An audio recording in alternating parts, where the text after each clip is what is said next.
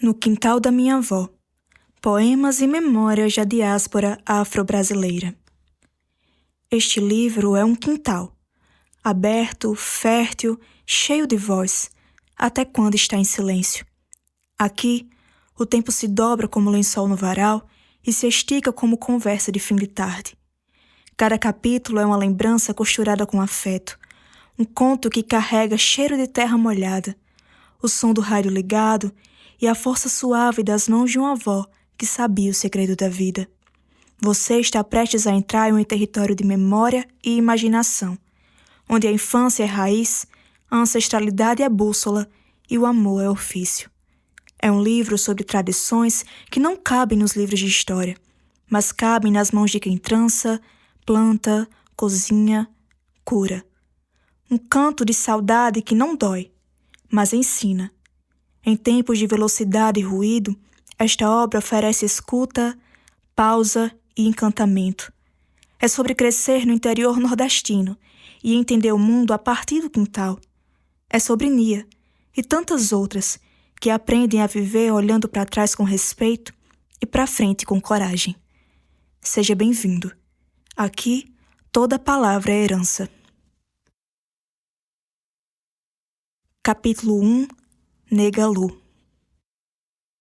Minha avó chamava Maria de Lourdes, mas para mim sempre foi Negalu. O nome de batismo pouco importava, porque ali, naquele quintal, ela era outra coisa. Era senhora do tempo, dona do mato e do remédio, rainha do cimento quente onde eu corria descalça. O quintal da minha avó era um lugar encantado, desses que só quem é criança acredita e só quem é velho entende. Tinha chão de cimento, caqueiras de planta com folhas retorcidas, armador de rede, cadeira de balanço que fazia barulho. Ali não entrava tecnologia, só entrava vento, cheiro de ervas e risada alta. Foi nesse quintal que aprendi as primeiras palavras do mundo, sem que ninguém precisasse escrever para mim.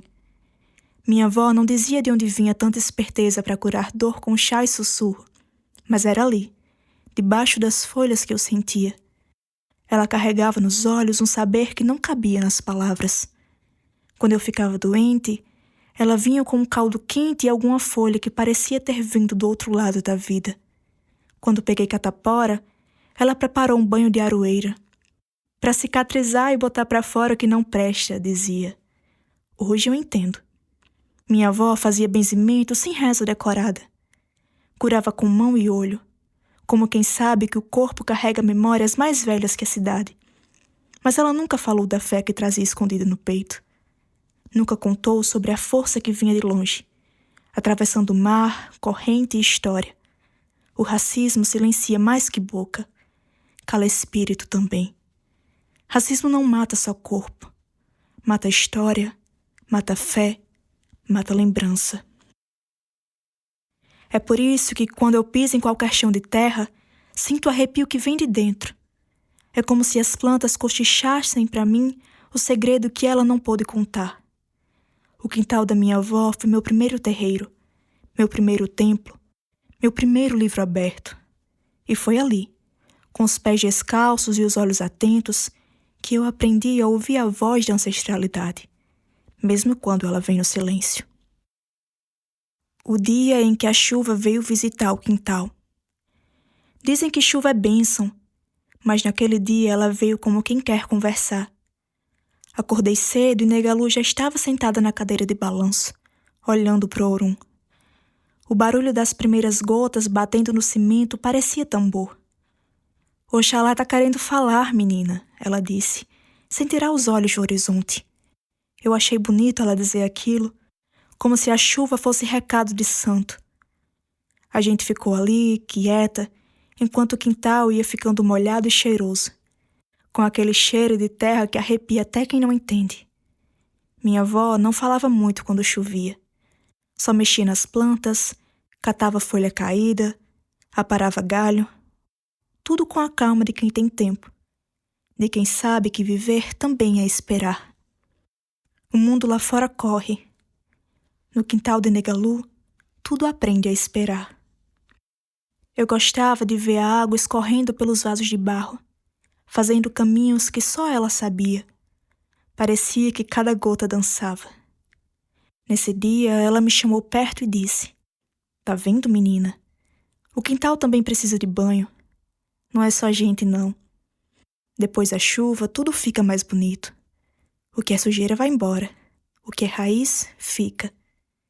Eu nem sabia direito o que ela queria dizer, mas entendi, anos depois, que ela falava de mais coisas além de planta e lama. Falava da gente, da vida, do que fica quando o mundo resolve lavar tudo.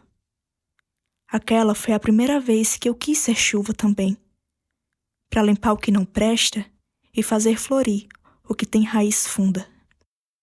Planta cresce devagar, gente também. No quintal, tudo era bicho manso. Do lado de fora, era bicho bravo. O dia que Negalu parou o tempo. Tinha dia que o tempo parecia correr diferente na casa da minha avó. Enquanto o mundo lá fora se atropelava, no quintal dela era como se tudo andasse mais devagar. Um dia cheguei da escola com dor de cabeça, dessas que parece que o mundo pesa nos ombros.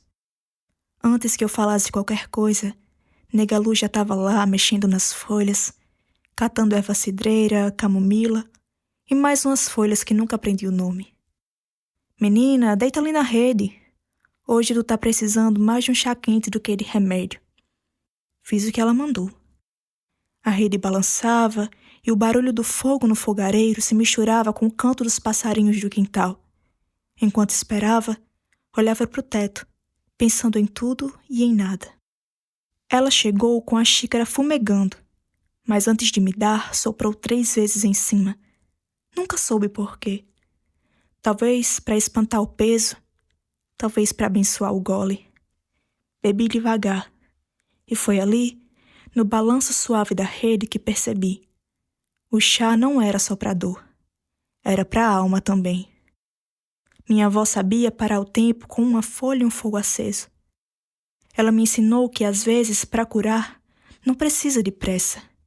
Precisa de paciência, mão quente e olhar atento. Naquele dia a dor foi embora, mas ficou uma certeza. A maior cura que existe é ser olhada com cuidado. Olhares que curam. Capítulo 2. O quintal fala. Era sempre no quintal que o mundo começava. Ali, o chão de cimento rachado parecia mapa antigo, traçado por mãos invisíveis. Eu seguia as linhas com os olhos, como quem decifra um segredo esquecido por gente mais velha. As caqueiras de planta guardavam um idioma próprio. As folhas cochichavam, dobrando-se no vento, e eu nunca sabia se era reza, sussurro ou conselho. O sol filtrava por entre os galhos como um oráculo, fazendo sombra dançar no meu braço, na parede, no chão. Eu achava que aquilo era algum tipo de código vindo do Orum. Tinha dias que o cheiro do quintal mudava. Era cheiro de folha amassada, de terra molhada, de fruta esquecida no canto. A cada aroma, um ensinamento.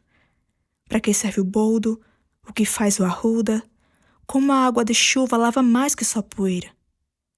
Eu não sabia naquela época que aquele quintal era um livro aberto escrito com raízes, que cada grão de terra carregava história mais velha que minha avó, mais velha que qualquer lembrança. Quando eu brincava descalço, inventando mundos com meus irmãos, nem percebia que estava aprendendo o que livro nenhum ensinava. O silêncio da natureza fala, e quem sabe ouvir, não esquece. Descobertas do mundo no quintal. O quintal era meu reino encantado, onde a imaginação não conhecia limites. Com um pedaço de pau e uma lata velha, eu construía castelos e navios piratas. As galinhas tornavam-se dragões a serem enfrentados, e as borboletas mensageiras de terras distantes. Cada brincadeira era uma imersão em mundos fantásticos, onde eu era heroína e vilã, princesa e guerreira. A proximidade com a natureza ensinava-me lições que livro nenhum poderia conter. Observando o vai e vem incansável das formigas, compreendia o valor do trabalho em equipe e da perseverança.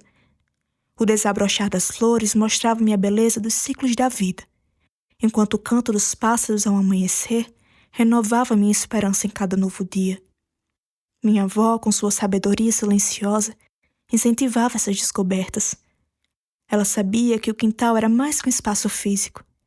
Era um templo de aprendizado e conexão. Com ela, aprendi a identificar plantas medicinais, a reconhecer o canto de cada pássaro e a entender que a natureza fala conosco de maneiras sutis, bastando estarmos atentos para ouvi-la. Nos dias de vento, pequenos redemoinhos de pó dançavam pelo quintal. Eu os observava acreditando serem espíritos brincalhões, trazendo mensagens de mundos invisíveis. O chamado. O quintal me observa, não com olhos, mas com presenças. Cada planta, cada folha caída, cada sombra oscilante no chão conta uma história.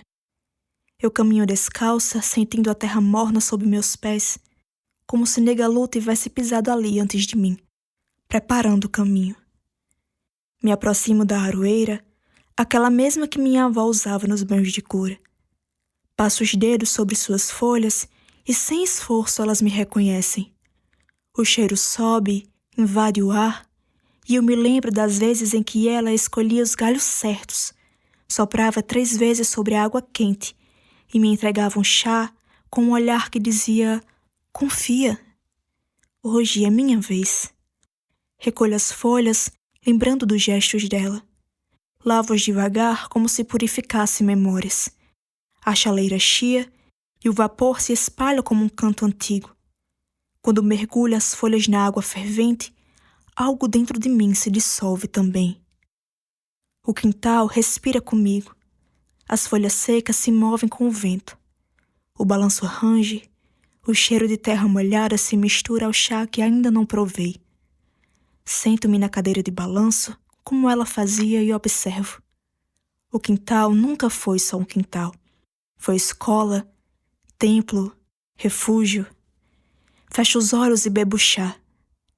Ele não tem o mesmo gosto do que Negalu fazia. Falta o sopro dela, falta bênção. Mas talvez seja assim que começa. Primeiro a tentativa, depois o pertencimento. O quintal sorri. Eu agora sou parte dele. Entre ervas e flores, o quintal cultiva segredos ancestrais. Capítulo 3. Mãos que curam. A espinha de peixe ficou presa na minha garganta como um espinho fincado no tempo. O incômodo me fez lacrimejar. A tosse veio seca e o medo me fez tremer. Antes que qualquer desespero tomasse conta, Negalu já estava em pé, como se soubesse o que fazer antes mesmo de eu pedir socorro. Farinha e banana, ordenou, e eu obedeci. Mastiguei devagar, sentindo o grão fino se espalhar pela boca, o doce da fruta se misturar com o medo. Mas não foi só isso. Ela colocou a mão quente sobre a minha garganta e fechou os olhos. Os lábios dela se moveram sem pressa, mas eu não conseguia entender o que dizia.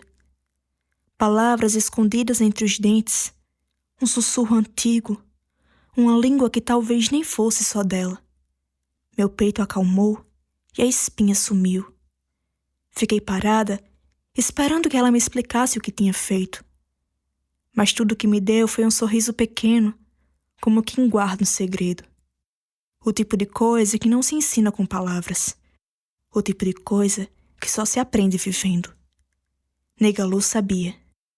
Sabia de remédios que não estavam escritos, de reza que ninguém ensinava, de forças que não se viam, mas que fazia o mundo girar.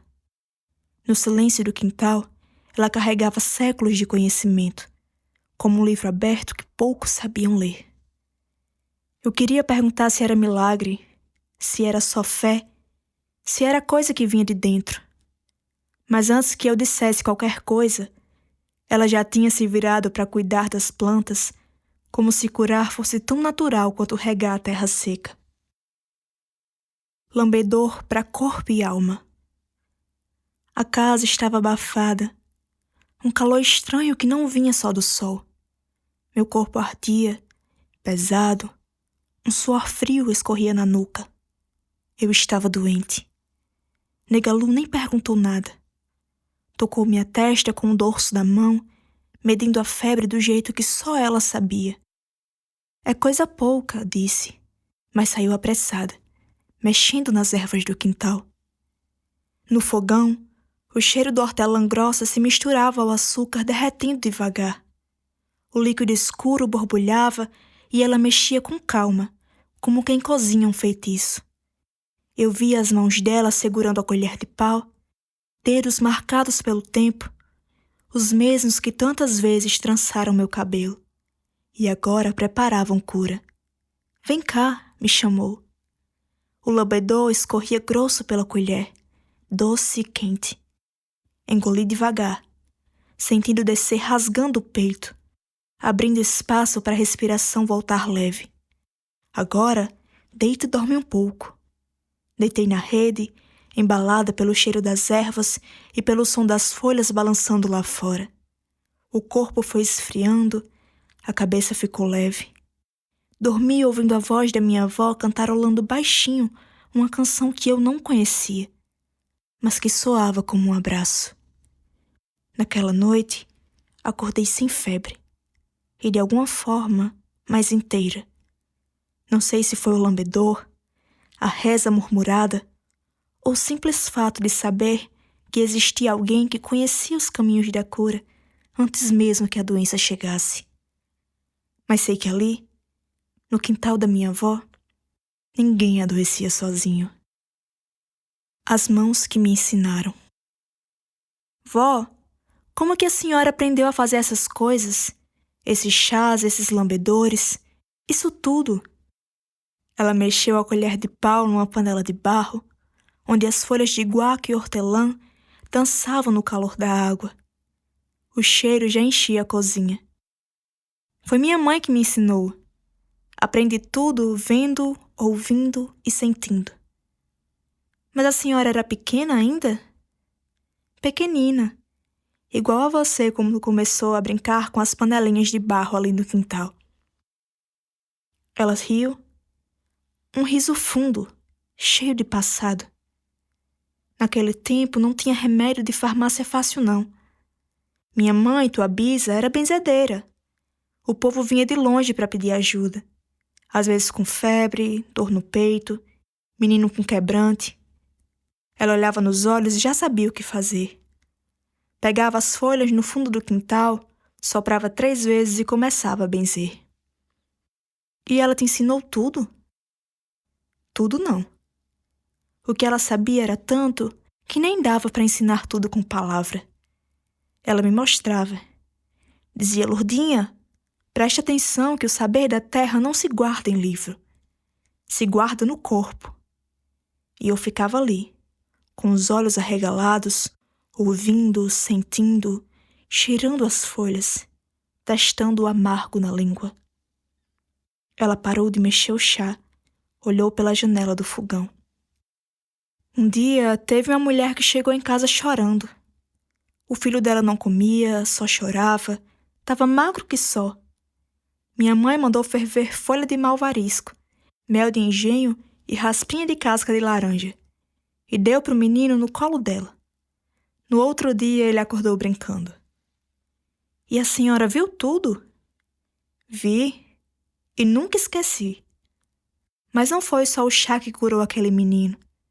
Foi a fé, o amor, o olhar terno que minha mãe tinha por cada pessoa que entrava ali. Ela pegou uma folha de arruda e esfregou devagar nos pulsos. Quando tua bisa morreu, eu prometi que não ia deixar esse saber morrer junto.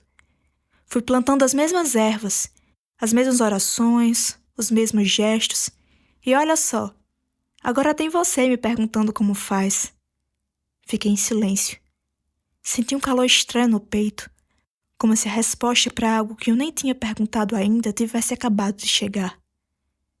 Vó, você acha que um dia eu vou saber fazer tudo isso? Ela sorriu de lado, com os olhos marejados. Você já sabe. Tá no teu sangue, nas tuas mãos. Só precisa escutar o que o silêncio da folha quer dizer. Capítulo 4 Terra de Axé. Rua sem nome.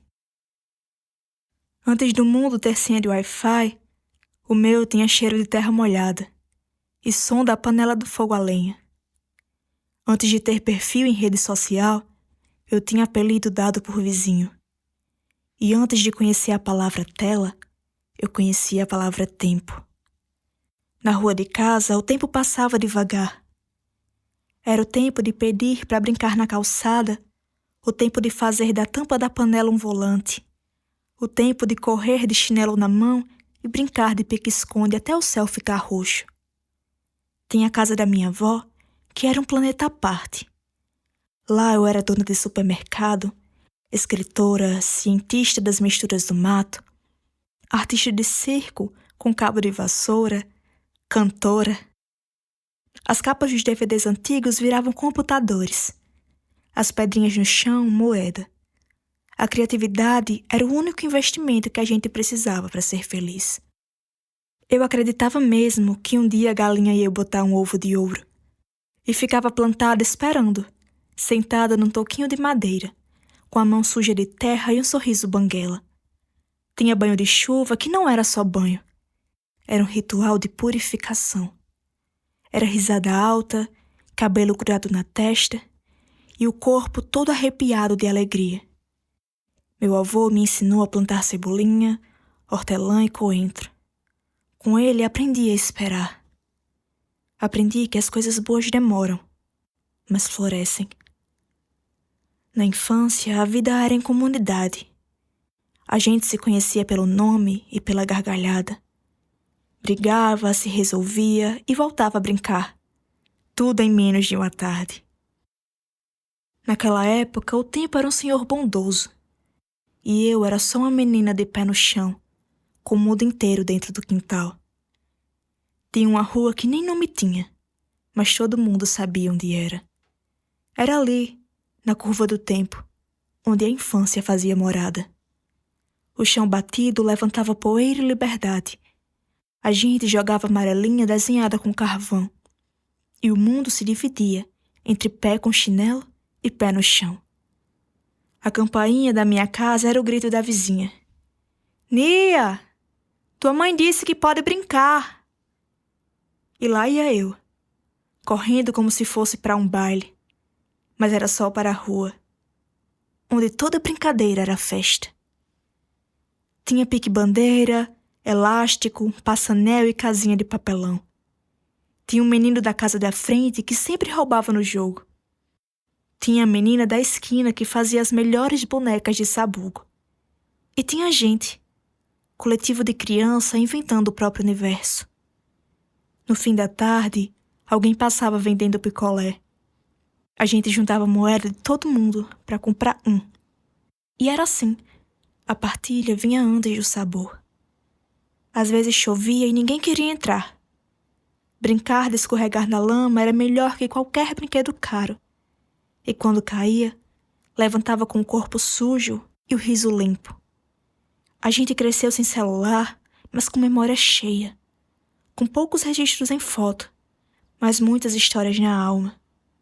Com pouco luxo, mas com muito axé. Hoje olho para essa rua, talvez já asfaltada, talvez com muro alto, e penso que nunca mais vivi tão livre quanto ali. Porque naquela rua, onde o barro colava no pé, ninguém sabia o que era medo. Só sabíamos o que era brincar até o corpo cansar e a alma ficar leve. O evento da rua sem nome. Domingo à tarde tinha um cheiro diferente. Era mistura de sol brando, rádio ligado e cheiro de bolo saindo do forno. Lá em casa o toca-DVD estava velho, mas o rádio seguia firme. E era ele que embalava o silêncio suave das horas lentas. Geralmente tocava alguma música de amor ou aquelas de banda de forró que a avó dizia ser as boas de antigamente. Sentada na beira da janela, com o pé batendo na parede, eu ficava ali só ouvindo, com a cabeça encostada na almofada de fuxico feita pela minha avó. Mas bastava a primeira voz gritar meu nome no portão, que eu descia correndo, com o coração batendo que nem zabumba. Lá fora, a rua sem nome ganhava vida. A gente se sentava na calçada lado a lado, como se o mundo coubesse ali, naquela fila de risos e cotovelos encostando. Não precisava de muito. Um céu cheio de nuvens virava a tela de cinema. Olha ali, um cachorro. Nada, é uma galinha com chapéu. E a gente ria, porque domingo também era feito de imaginação. Tinha quem brincasse de adivinhar o futuro nas nuvens, quem falasse da paquera da escola, quem reclamasse que segunda já vinha chegando. Mas no fundo, todo mundo sabia. Domingo era o dia mais cheio de vida que existia. E quando o sol começava a cair, vinha o que a gente chamava de o maior evento da rua sem nome. Nossas mães apareciam com as cadeiras de balanço, algumas levavam cuscuzeira, outras garrafinhas de café.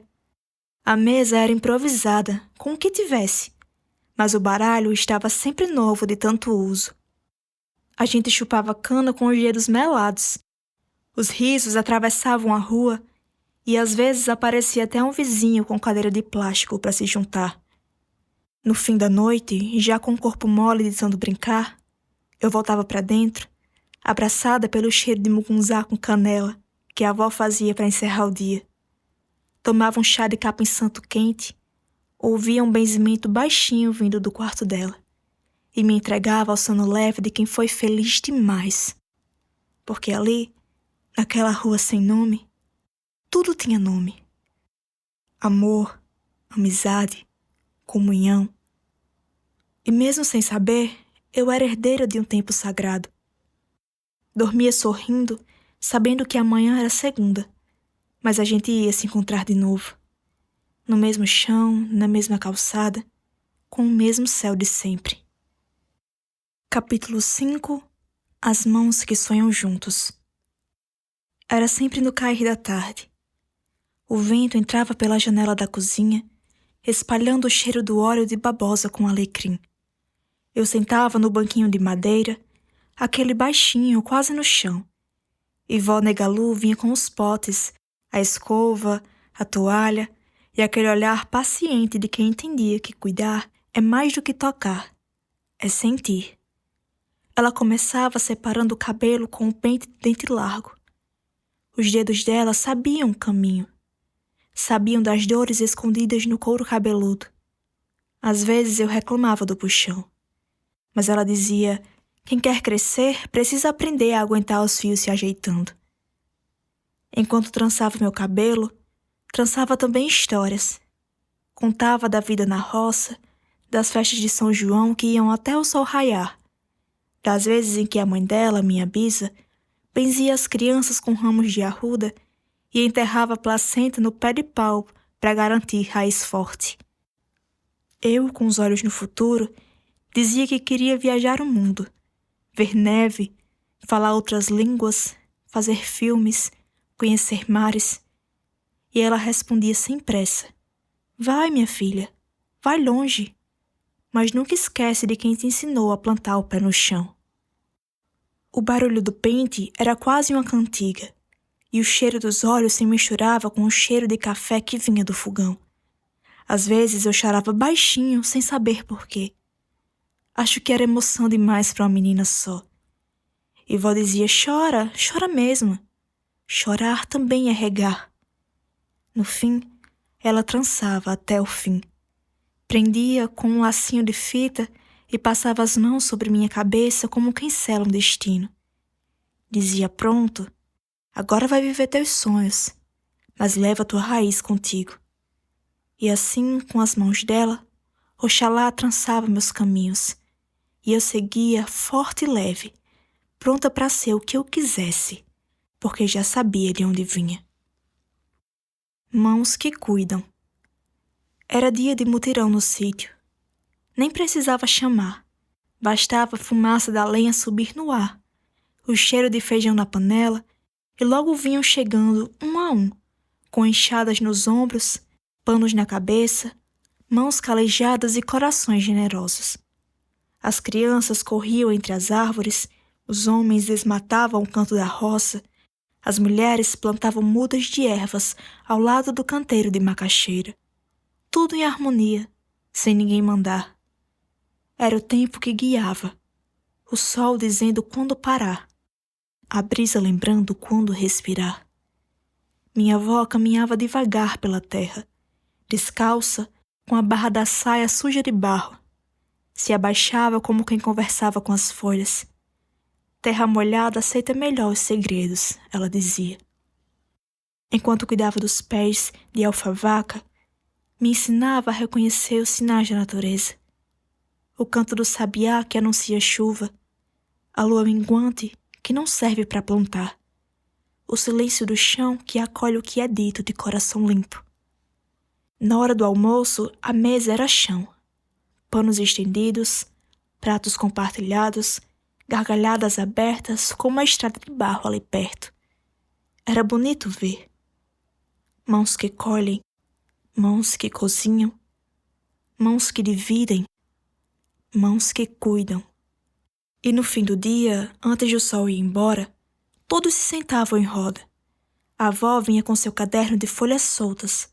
Não escrevia com caneta, escrevia com fala. Contava causos, ensinava simpatias, explicava o que servia para dor de dente, o que curava quebranto, o que acalmava a alma. Isso tudo é remédio que o mundo moderno esqueceu, ela dizia. Mas aqui, na nossa terra de axé, o saber continua pulsando. E pulsava mesmo. Nas mãos que trançavam o cabelo da vizinha, nas mãos que batiam palmas nos cantos antigos, nas mãos que abençoavam a comida antes de repartir. Porque naquele chão, o futuro não era feito só de esperança. Era feito de mão em mão. Capítulo 6. O silêncio de Exu. O rádio não tocou naquela manhã. A casa, antes cheia de cantoria e cheiro de alho refogado, parecia repousar em silêncio, como se o tempo tivesse esquecido de acordar ali. Negalu não falou bom dia, mas preparou o chá com a mesma mão firme de sempre. Hortelã, erva doce e um pouco de camomila, como se as plantas pudessem dar conta daquilo que nem ela sabia nomear. Eu, sentado no batente da porta, olhava para ela. Sabia que algo estava mudando, embora ninguém dissesse nada. E Exu, que tudo vê e tudo ouve, também se calava. Os passos dela estavam mais curtos, o olhar mais distante. Mas ainda havia aquele gesto que era só dela. Passar as mãos nas folhas do boldo, como quem pede bênção às ervas. Ela já não ia ao quintal todos os dias. Já não penteava meus cabelos com aquele cuidado de antes. Mas quando me via chegar, com o pano de prato nos ombros, o riso ainda escapava pelos cantos da boca, mesmo que tímido. Um dia me aproximei devagar. Ela estava sentada na cadeira de palha, mãos pousadas no colo. "Tá com dor, vó?" Perguntei baixinho. Ela demorou, depois sussurrou. "Só um peso, que nem vento tira." Fui até o quintal e preparei um chá. Escolhi hortelã porque ela dizia que espantava o mal-olhado e dor de cabeça. Voltei, entreguei a xícara quente nas mãos dela. Ela me olhou fundo, com aquele olhar que falava tudo, e acenou com a cabeça. Foi só um gesto, mas eu ouvi. Eu juro que ouvi. Foi nesse dia que aprendi que o silêncio também fala, e que às vezes o amor mora é no não dito. Desde então passei a escutar melhor o que não se falava. As pausas, as ausências, as receitas que ela já não ditava em voz alta. Até o fogão parecia respeitar esse silêncio. Cozinhava mais lento, mais contido. E eu me perguntava se Exu andava pela casa, preparando a passagem, guardando as palavras para quando fosse a hora certa de dizer adeus. Mas não era a hora ainda. Era só o aviso. O silêncio naquele tempo era sagrado. Fé que não grita. Era sexta-feira. E sexta-feira, na casa de Negalu, era dia de roupa branca, café com canela e reza alta. Mas, naquele dia, algo estava diferente. Ela vestiu branco, sim, mas não amarrou o pano na cabeça, nem colocou o colar de contas que costumava usar nos dias de fé. Fez silêncio até com os olhos. Acordei antes dela, coisa rara. O rádio da sala ainda estava desligado. O fogão sem cheiro. O terreiro vazio. Nem os passarinhos ousaram cantar naquele dia. Ou talvez só eu não conseguia escutar. Ela levantou devagar, como se o chão fosse delicado demais para pisar com pressa. Sentou à beira da cama, mãos entrelaçadas, cabeça baixa. Eu, da porta, esperei. A voz dela saiu quase sem força. Hoje eu vou ficar aqui mesmo. Deus também visita a gente no quarto. Deus, Olodumare, Pai Orunmilá, os orixás todos. Ela nunca os chamava em vão, sempre com firmeza, com fé que batia no peito e voltava em forma de axé. Mas naquele dia, o nome de Deus veio como um suspiro, como se ela estivesse lembrando que ele ainda estava ali. Tá tudo bem, vó? Perguntei sentando ao lado dela. Ela sorriu com os olhos, mas não respondeu. Em vez disso, segurou minha mão com a dela. Morna, macia, marcada de tempo, e começou a rezar em silêncio. A boca se movia, mas sem som. Só os olhos marejados revelavam que aquela reza vinha de longe. Talvez fosse reza da mãe dela, da mãe dela, dessas que atravessam o tempo feito água de rio. Ficamos assim por longos minutos, de mãos dadas. O mundo lá fora correndo, mas o tempo dentro do quarto parado, feito segredo. Quando ela terminou, me olhou com calma. Hoje eu não preciso ir até a missa, minha filha. Por quê, vó? Porque meu corpo tá cansado, mas minha fé não. A senhora quer que eu faça o chá? Quero sim. Capim santo. E traz um pedacinho de casca de laranja, que é para acalmar o coração. Obedeci. Fiz o chá como ela ensinou. Mexi em silêncio, como se a colher fosse uma extensão da fé dela.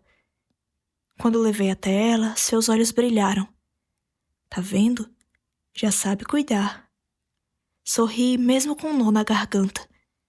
Naquele domingo, a fé não gritou. Não teve canto, nem batuque, nem louvor alto. Mas teve presença. Teve cuidado. Teve chá quente e oração muda. E Exu, lá fora no portão, vigiava a entrada. Guardava o silêncio como a reverência de quem entende que às vezes o mistério não se explica, só se sente. Passagem para Orum. Acordei com o cheiro de alho refogado na manteiga da terra. O rádio, velho de guerra, tagarelava alto no canto da sala. Tinha samba tocando, daqueles antigos que Negalu adorava. A voz de Cartola preenchia a casa como quem acendia vela no altar. O cheiro era de vida, e eu pensei, ela voltou. Já tá acordada, menina? Ela gritou da cozinha como nos velhos tempos. Fui correndo. Lá estava ela, de avental florido, cabelo preso num coque torto, rindo sozinha das próprias lembranças. Mexia a colher de pau no feijão com gosto. A cozinha inteira parecia mais quente, mais viva. A parede até respirava. Hoje me deu vontade de fazer aquela carne com batata que tu ama, disse enquanto picava cheiro verde com uma leveza que só as mãos dela sabiam. Depois de tantos dias em silêncio, aquilo parecia milagre. Ela falou pelos cotovelos, me contou um caos da infância, riu de um sonho esquisito na noite passada e até dançou um trechinho de samba na beira do fogão. Hoje tá um dia bonito, né? Ela disse, com os olhos voltados para a janela. Tá, avó. Tá sim. Depois do almoço, ela quis regar as plantas. Saiu descalça pro quintal. Sentiu a terra nos pés. Cumprimentou o pé de pitanga e conversou com o pé de arruda, como sempre fazia. Pegou o regador com calma e molhou folha por folha, cantando baixinho um ponto que eu nunca tinha ouvido. Na hora do café da tarde, penteou meu cabelo com tanto carinho que eu fechei os olhos e fiquei quietinha, deixando a infância inteira me atravessar. Passou um óleo perfumado e disse: "Esse cabelo aqui é coroa, menina. Usa com orgulho." Depois me escutou. Me escutou de verdade. Falei dos meus planos, das cidades que eu queria conhecer, das histórias que eu ainda queria escrever com ela. Falei até da casa dos meus sonhos e de como ela ia ter um quarto só pra ela. Ela só sorria e dizia: "É bonito sonhar. Guarda tuas palavras, porque tudo que é falado com o coração, Exu leva pra frente." À noite, ela fez um chá. O último chá. Capim santo com umas folhinhas de hortelã. "Hoje tô fazendo pra nós duas", disse. Tomamos o chá sentadas na varanda, vendo o céu se fechar devagarinho. A rua sem nome sussurrava ao longe. As luzes da casa acendiam uma por uma, como vagalumes se preparando para dormir. "Tô com o coração tranquilo hoje, Nia", ela falou. "Por quê, vó?" "Porque tá tudo do jeito que tem que estar." Ela me olhou como quem entrega um segredo. Como quem diz adeus sem abrir a boca. Como quem já viu o que vem depois. Dormimos cedo aquela noite. E foi a primeira vez que ela não me acordou, com cheiro de café no dia seguinte. Foi a última noite. Mas também foi a mais viva. A noite em que Negalu fez do dia um abraço. Do quintal um lar. Do silêncio um caminho para voltar para casa. E naquela manhã, quando percebi que o rádio não tocava, que o cheiro não vinha, que o mundo tinha ficado mais quieto, eu soube. Exu tinha passado pela porta em silêncio e levado com ele a mais doce das presenças. Capítulo 7. Quando o tempo não passa. O tempo não para.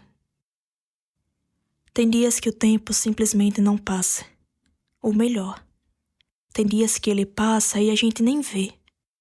Porque ele fica ali, impregnado na pele, feito o cheiro de folha de goiabeira depois da chuva. Nia sabia disso. Sabia que o tempo não se mede só no tic-tac do relógio, mas no barulho da colher batendo na panela, na risada solta dos amigos na calçada, no baralho estalando nas mãos, no barulho do rádio tocando samba de manhã cedo. Ela aprendeu cedo que o tempo se guarda em memórias e que memória é feito chão batido. Quanto mais a gente pisa, mais firme ele fica. Foi com Negalu que ela aprendeu a ler os silêncios, a ouvir os ventos, a decifrar os olhos de quem não fala. Aprendeu que a vida não precisa de pressa, que cuidar do outro é um tipo de reza, e que chá de capim santo cura mais que dor de cabeça. Cura saudade, cura susto, cura nó na garganta. Nia veio do interior, de uma terra de axé, onde o quintal virava supermercado, onde as nuvens eram bichos e as capas de DVD viravam notebooks. Veio de onde criança brincava de amarelinha na rua sem nome, de onde o videogame era luxo de lan house, mas o afeto era a abundância de todo dia. Foi crescendo com os pés descalços, calcanhar rachado de liberdade e um coração moldado por mãos de mulher forte. As mãos que trançavam, plantavam, mexiam a panela, curavam com toque e sabiam o segredo da vida. As mãos de Negalu. As mãos que, mesmo em silêncio, ensinavam. Aquelas mãos que, mesmo na despedida, acolhiam. Nia viveu cada fase como um ritual. Descobriu que a infância é o início de toda ancestralidade, que ser negra no sertão era carregar saberes antigos no peito e coragem nos olhos. Que representatividade não era só estar em cena, mas ocupar um lugar com orgulho, com força, com ternura. Ela não aprendeu isso nos livros. Aprendeu com a avó. Vó que penteava seus cabelos como quem traçava destinos. Que enquanto trançava, ensinava. Que enquanto cozinhava, rezava. Enquanto calava, dizia tudo. Quando o tempo parou na última noite de Negalu, ninguém entendeu o que era eternidade. Entendeu que a avó não foi embora. Virou raiz. Virou parte do chão. Parte do cheiro. Parte da gente. E desde então, Nia caminha carregando tudo. A infância como herança. A cultura como casa. A memória como guia. Sabe que honrar os antepassados é mais do que lembrar. É continuar. É plantar semente, é repetir os rituais, é saber fazer o chá, é saber escutar, é pisar no quintal com respeito, é viver devagar, com propósito. Porque no lugar de onde Nia vem, ninguém tem pressa. Tudo tem o seu tempo. E quando o tempo não passa, é porque a vida ainda está pulsando aqui. Na comida feita no fogão a lenha, no barulho do rádio na sala, no cheiro da planta molhada, no cabelo penteado com amor, na saudade, que às vezes aperta, mas também acende. E que bom que é assim. Porque enquanto a saudade existir, Negalu nunca vai embora de verdade. E Nia nunca vai caminhar sozinha. O tempo não passou. Ele só mudou de lugar. Agora vive aqui, na palavra escrita, na lembrança contada, na memória viva. Axé.